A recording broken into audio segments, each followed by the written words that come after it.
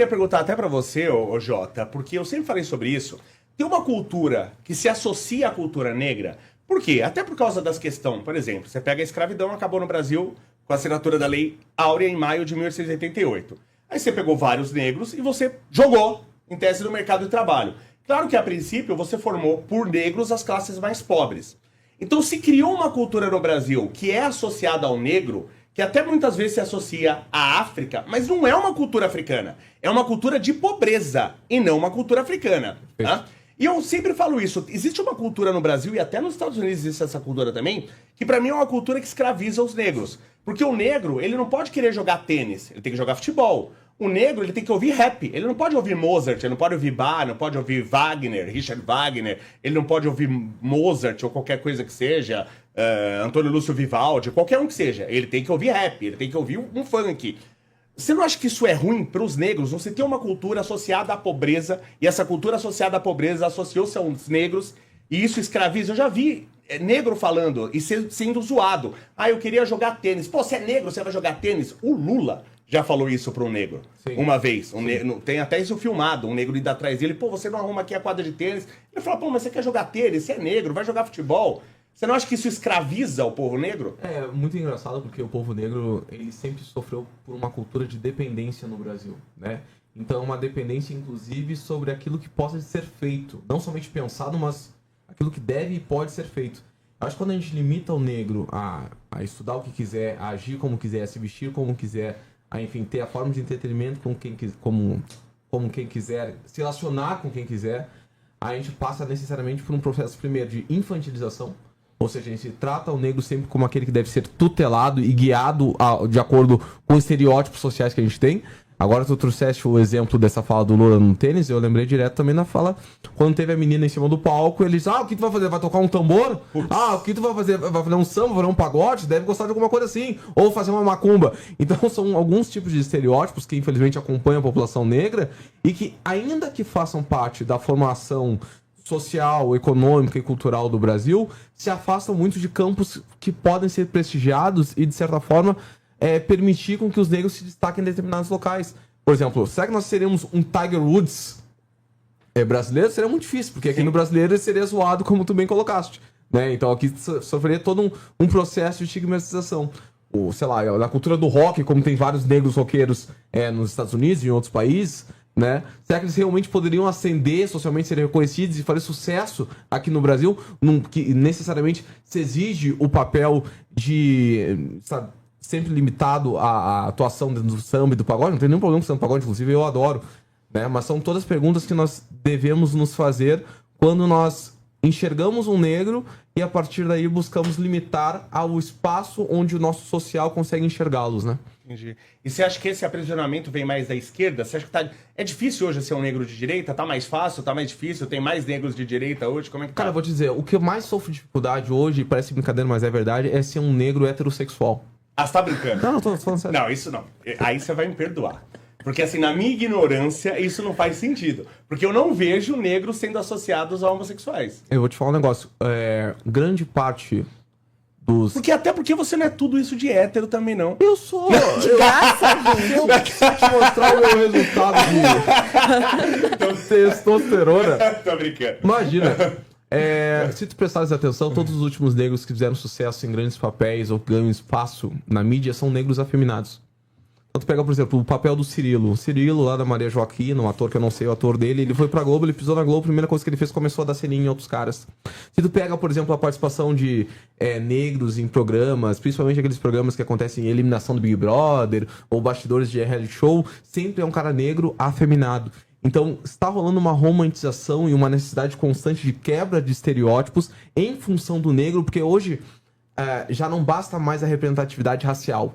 Então, eles precisam criar outros tipos de subrepresentatividades. Então, ou é uma pessoa que não é uma não monogâmica, ou é uma pessoa que fez uma transição de gênero, ou uma questão que é mais aberta e mais fluida dentro das suas relações amorosas. Então, assim, hoje, tem até uma questão que nós discutimos muito, da invisibilização da pauta racial no Brasil, né? Com o passar do tempo, como ela acabou sendo mais invisibilizada, e assim como das mulheres também, para dar lugar a outras minorias que, segundo a agenda da esquerda, passaram a ser prioritárias, como a questão LGBT, como a questão dos queers, né? E aí vai indo, cada letra vai aumentando cada vez mais, essa necessidade constante de se reinventar, porque como eles falham em tudo, economicamente, socialmente, internacionalmente, eles têm que estar constantemente com novas pautas. Com metamorfose, né? Sim. Com metamorfose para tentar sobreviver ao debate público, né? Mas você acha que é por isso que saem essas matérias o tempo todo? Ah, vou perguntar essa até pra Ana, por exemplo.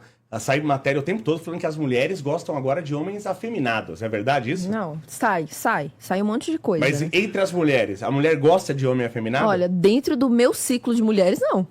Eu imagino, tá, mas é que eu imagino que acontece no... Porque assim, ó, vamos dar um passo atrás. A mulher, naturalmente, ela é mais progressista. Sim.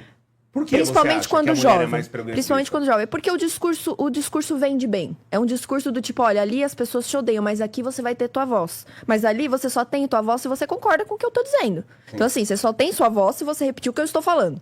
É basicamente isso, só que essa parte eles não contam. Você foi mais progressista em algum momento? Já fui mais progressista. Eu cresci no meio de esquerda, né? Então... Todo mundo fala isso, só eu que nunca fui retardado, que nunca fui de esquerda? Obrigada, Léo, pela parte que me toca. De graça. Eu nunca tive essa de ser esquerdista. Não, mas talvez porque eu comecei a trabalhar muito cedo, e já entendia como o governo me roubava. Sim. Mas eu tenho dificuldade de entender isso. Mas eu acho que o que acontece? Pelo lado feminino, a pauta que rouba muitas mulheres é justamente essa pauta do empoderamento. A direita não tem pauta para mulheres? A direita não tinha. Tá. Eu imagino que uma pauta direcionada exclusivamente para mulheres não tem necessidade. Não acho que tem necessidade. Nos dias atuais não precisa. Certo. A gente tem um espaço onde a gente tem problemas para solucionar e todas as pessoas que tiverem soluções para esse problema ou para esses problemas ou que tiverem vontade de lutar contra esses problemas serão ouvidas, independente delas serem mulheres, homens, pretos, brancos, enfim. Sim. E eu acho que esse foi o diferencial que a direita MBL trouxe para a discussão.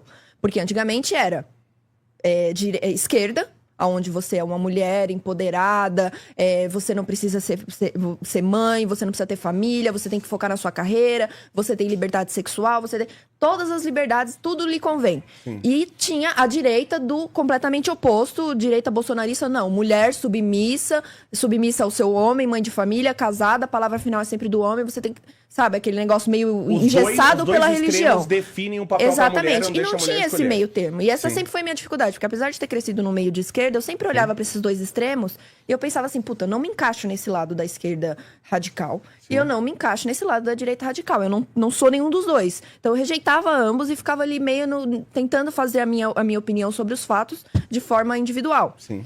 E aí depois que eu me aproximei do MBL, que eu falei assim, puta, realmente os caras aqui, eles se importam com o discurso, sim, o que a gente tem pra oferecer, as soluções dos problemas, e não assim, não, você é mulher, puta, você é mulher, você tem que aparecer, você tem que falar, porque você é mulher, a gente precisa vender isso. Isso não acontece. Sim. Porque isso é o que menos importa na realidade. Tanto que desde sempre o MBL teve mulheres protagonistas em todo lugar. E os outros grupos a gente não vê. Exatamente. E assim, e mulheres com discursos fortes e não discurso do tipo, gente, atenção, eu sou mulher, estou fazendo tal coisa. Tá bom, foda-se, entendeu? Não sei nem se eu posso falar palavrão aqui, já falei. Pode, fica à vontade. Dane-se, entendeu? Você é uma pessoa que está querendo fazer algo, ótimo. Entendeu? Algo que a gente entende como certo e ali os pensamentos e as ideologias se complementam, né? Se juntam. É porque falam muito assim, né? E é verdade, a mulher ela é mais emocional, o homem é mais pragmático. Sim. O homem ele tenta entender o problema e resolver. Então, por exemplo, quando você fala temos que proteger a mulher entende isso, vão cuidar de mim. A esquerda fala isso. A direita não fala isso. Vamos proteger a mulher. Então, mas aí... Só pra você entender, só pra terminar. Só que a direita fala assim, eu quero pegar um estuprador e eu quero pena de morte pra ele. Ele tá resolvendo o problema da mulher. Só que a mulher não tá vendo. E pelo contrário. Gente, isso é uma coisa que me dá ódio. Desculpa as mulheres que fazem isso, mas isso me dá ódio. Você pega um cara lá, por exemplo, um assaltante, o cara vem, dá um soco na cara da mulher, pega a bolsa da mulher e sai correndo. Aí os homens vêm, pega aquele bandido e começa a espancar. Quem que me aparece gritando pra proteger o bandido? Sempre uma mulher. Porra, meu, que vontade de prender a mulher também.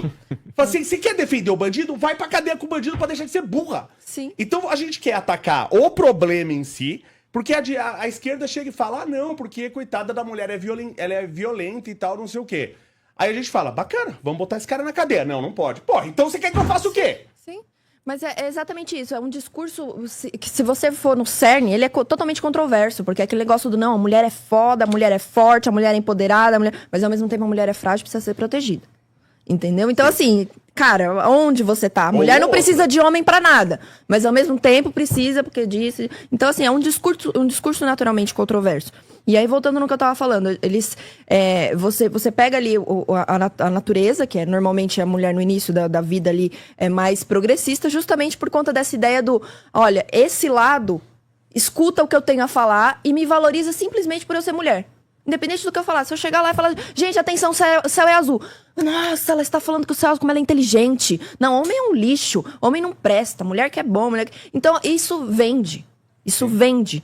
Entendeu? Só que aí, quando você se aprofunda no discurso, você vê que você fica preso numa ideologia disfarçada de empoderamento. Sim. Entendeu? Porque se você desvia um pouquinho, assim como acontece na ideia de racial, se você desvia um pouquinho daquilo, você já não presta mais. Sim. Então você só é uma mulher boa e você só é uma mulher que é empoderada e bacana se você estiver propagando o meu discurso. Se você propagar um discurso diferente, aí a gente não quer te ouvir mais. Aí cala sua boca que você não concorda